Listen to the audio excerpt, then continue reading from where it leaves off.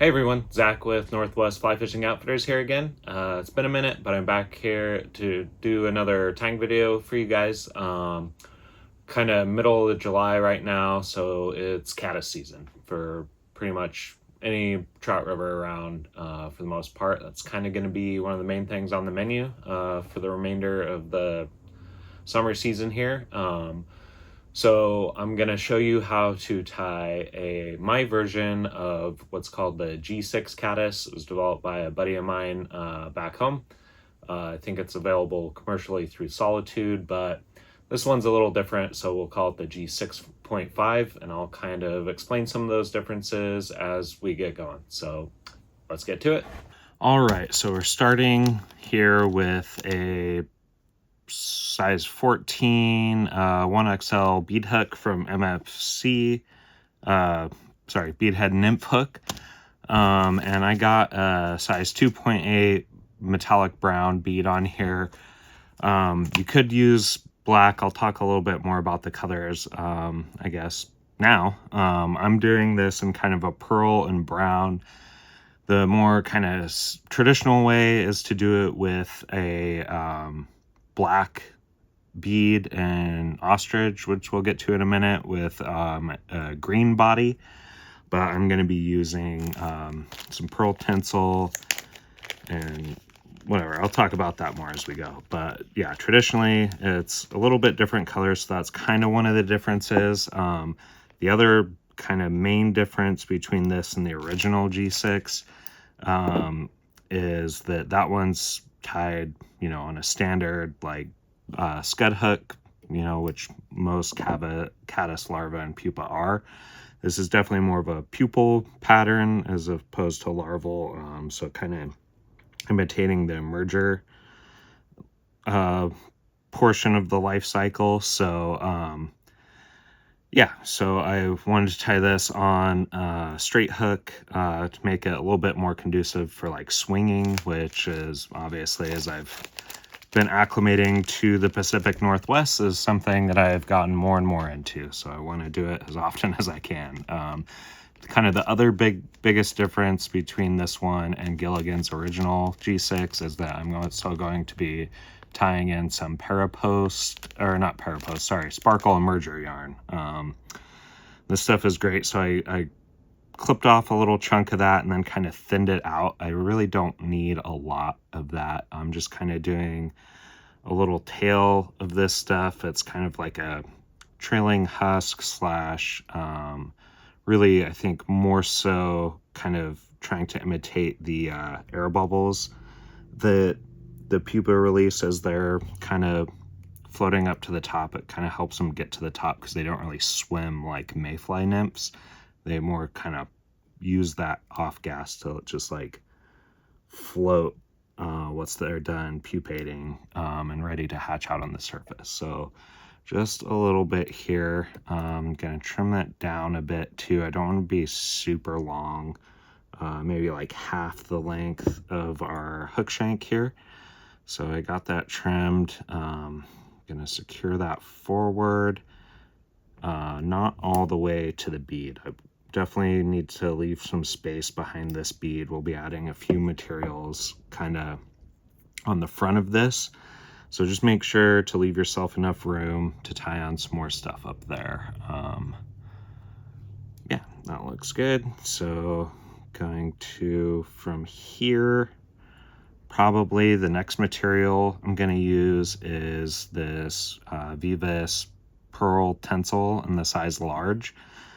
Again, if you want to do it more kind of the original way, you could just use some like green or olive tinsel here. Vivis makes a ton of different colors for that. I think orange is another popular one, or at least one of the colorways that gets used in the commercial patterns a lot. So got this tied in, not quite all the way to the back. I want to leave myself some room to wrap here because this, since it is the large, it takes up a little bit more space. I don't really want to flatten that emerger yarn that I just tied in out and kind of like bend it down the hook. I want it to be sticking out a little straighter. And so with that, I'm just gonna, with a couple loose wraps, get my thread kind of back up to the starting point. I'll use my material spring here to keep this out of the way. And now I'm just using some soft silver wire, small. You know, again, if you want to do this in a different color, I just kind of try to match to the overall color palette. So you could use like a green or an olive if you want to do it in a different color. I guess I'll stop harping on the colors and touch on that more at the end. Right now I'm just gonna kind of showing you the overall technique and what we're trying to do. So yeah, I'm gonna get this wire secured just in front of where I have this tinsel tied in, probably about there. Then just kind of even this out going forward. Yeah, pretty simple, nothing too crazy there. Kind of prop this wire up so it can stay out of the way as our tinsel as we're wrapping. Gonna give that like one wrap behind. That should be good. And then start wrapping forward. I can go over this wire a little bit, and I want to do like overlapping wraps with this. It's going to help kind of hide this brown wire a little bit. It's just going to flash a little bit better. Also make it a little bit more durable and secure, which is part of the reason we're using this wire rib as well. And this tinsel is great. I like it a lot, and pretty much always use large, especially for like, oh, I slipped a little bit there, but that should be fine. I'm gonna use, unlike my thread, which, speaking of thread, I'm using 10-aught Vivis in brown. And again, I like, I'm not gonna harp on the colors, but I do like the 10-aught, like to go as thin as I can get away with my thread, and then as thick as I can get away with on my tinsel, because it's just is a little bit more durable. I think it looks a little nicer, kind of gives a cleaner body and look. But yeah, then I'm just gonna wrap this. Don't want it to be too tight of wraps, so I'm just gonna go forward like 4 times basically, and then tie it off, and that'll give us a little bit of segmentation. It's also just going to help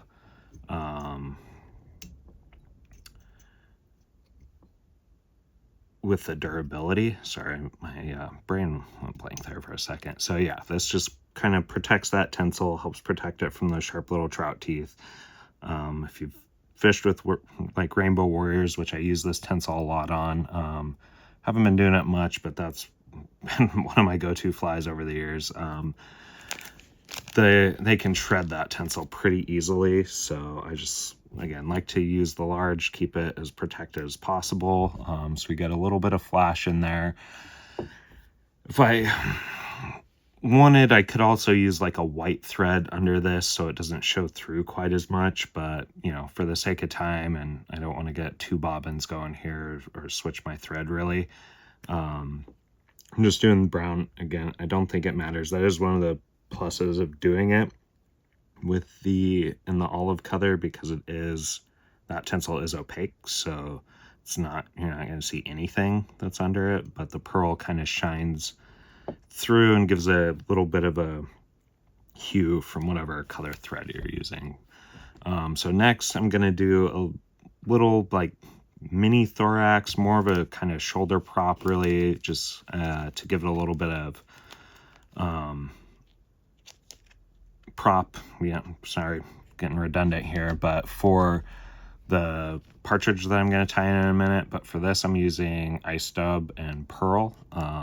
So I got my dubbing wax on there already. And we don't need a lot, but like this, you can see how long these fibers are. I don't really want that. I'm gonna brush this out a bit. So I want this to be shorter, so I'm just kind of taking it in between my fingers here and just like breaking it up a bit, kind of roughing it up. And that's gonna help me get this on my thread a little bit more evenly. and just help get that effect that I want. You can see now it's getting on there like nice and kind of soft. I don't want it too fine because, like I said, I'm gonna brush it out a bit, so I want it to come off and like wiggle a little bit, but just not a ton. So got that on there, really not doing much, like 1.5 inches, maybe 2 inches. That might be a little too much. Then I'm gonna wrap, and again, I still want a bit of a gap here. Nothing doesn't, that might be a little too much even of a gap. So we'll bring that forward a little bit and then peel some of this excess off. Just kind of wrap back over.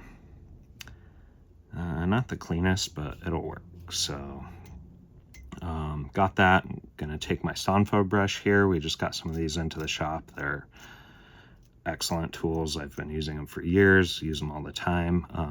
They're a little bit softer than the wire dubbing brushes, so you can do a little bit more delicate work. And I'm just gonna very gently just get some of that off there. I don't want a ton, just a little bit. So with that looks good to go. So now I'm gonna tie in some partridge. Really cannot, if you heard me come into the shop and heard me talk about it, the full skins are the way to go. I know they're expensive, but that saves so much time and mess. I was able to pick my feather out in about 2 seconds, you know, and find the one that I needed that would work for this fly and the size that I'm using. But I already have it prepped, so I've peeled all the like fluffy, fine stuff off the bottom, clipped the little V out of the top. You could do like a traditional kind of style soft hackle, but I like this method, especially for this fly. If you watched the bird's nest video, it's literally the same method. I do want this the crook of this V to be about the length of the rest of my hook from where I'm tying it in. That's kind of the general rule I go by. But I'm just gonna put this right, that V, or crook of that V right where I'm gonna be tying this in, and then just do like 2 kind of soft wraps around. That did not work very well. That's okay. What's good about this is then I can kind of manipulate these with my fingers. Got some loose threads there, so I'll just kind of tie back over those. Okay, come on.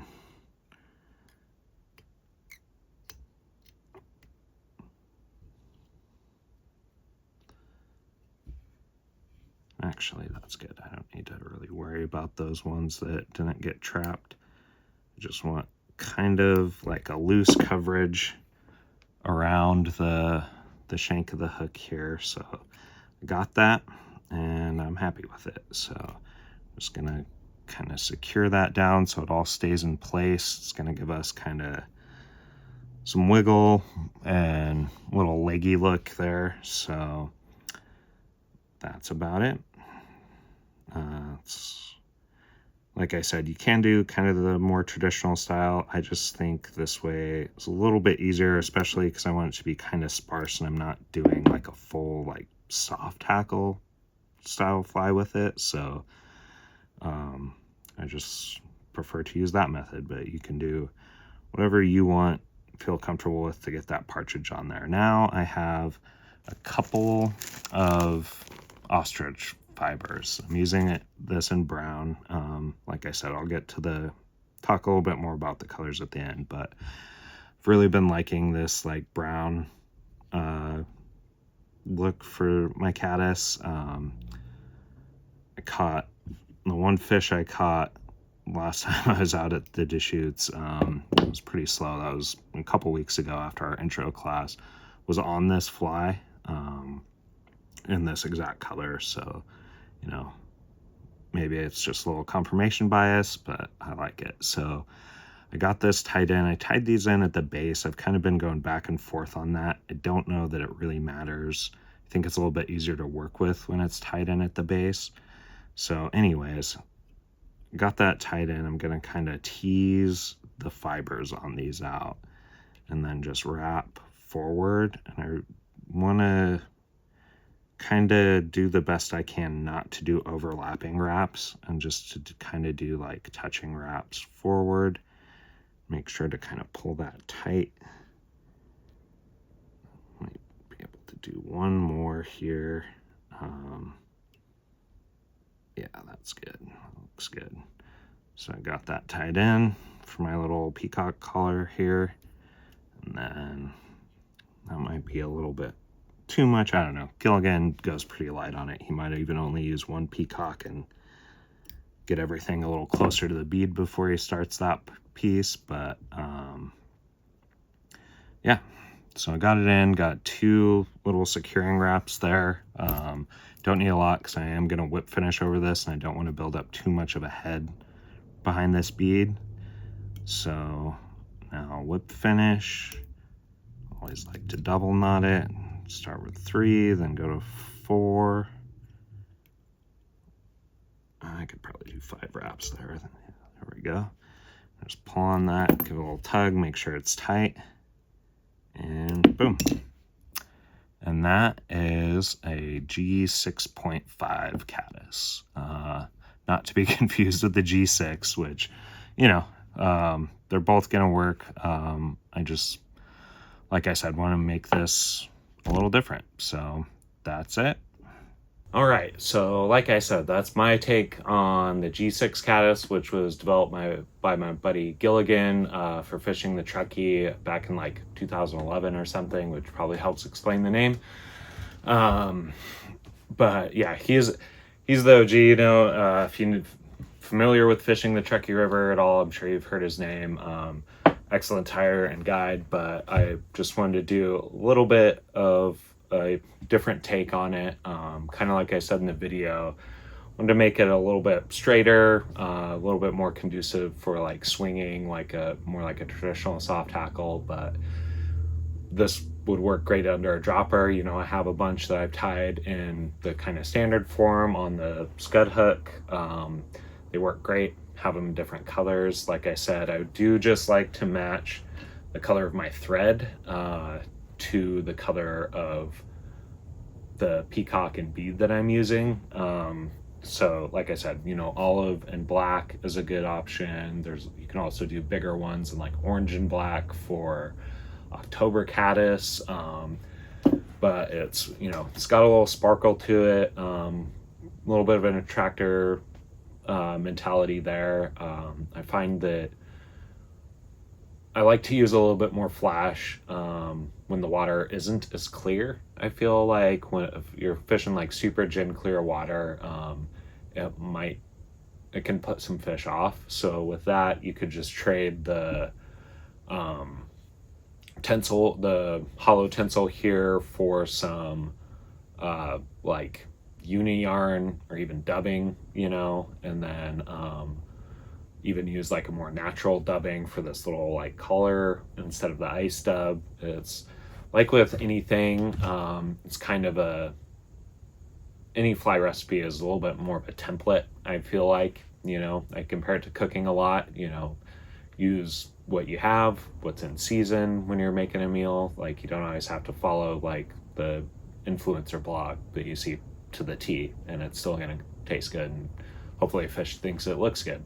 So yeah, try not to get too hung up in the details, but the biggest thing, what I really like about this is the peacock collar here. I think it just gives it a really cool look and effect. Maybe a material that's a little bit underutilized in trout flies. You know, it gets used in, you know, spay flies and stuff like that a lot, but it's cool stuff, not very expensive. I don't think, no, $7 easy. So yeah, it has a lot of uses. I mean, it's fun to work with. So yeah, we should have all the materials for this in stock. We did get some new tools in, like I said earlier. These Stonfo combs and brushes are great. I use this for brushing out under fur, you know, when I'm like spinning deer hair, or even doing like elk hair caddis or simulators, or whenever I'm working with any sort of animal hair basically, and I want to get that under fur out. This is great. The breast side is excellent for combing out, you know, anything that you want to make a little bit more buggy. The other thing we just got in are these, I believe these are also Stonfo. Yeah, you know, not that I'm always super brand loyal, but they make good stuff. These adjustable tension bobbins, I think that helps a lot, just being able to kind of like tighten it down and get some really tight, even wraps. I found that it's helped me a lot. Just when I switched over to these, I have multiple of them. I use them like almost exclusively now. I mean, pretty much exclusively now, I guess. A little bit more expensive, but you know, like I said, I've been using them for years now. Tied a bunch of flies with them, and I really, really like having that feature, and I don't know that I'll ever go back to the traditional style. Not that you need it. I don't know that it'll help you catch more fish necessarily, but you know, might help you enjoy tying flies a little bit more, or if you're having trouble like keeping tight tension and you know, your flies are falling apart a little bit, it's definitely something that is worth looking into. But yeah, that's about all I got today. So I guess hope to see you soon. Yeah, hope you're getting out fishing, and you know, maybe tying flies in the evening, or if you're sitting, you know, in your truck camping, waiting for the next morning. Whatever you're doing, hope you're having fun, and hope to see you in here soon. Bye.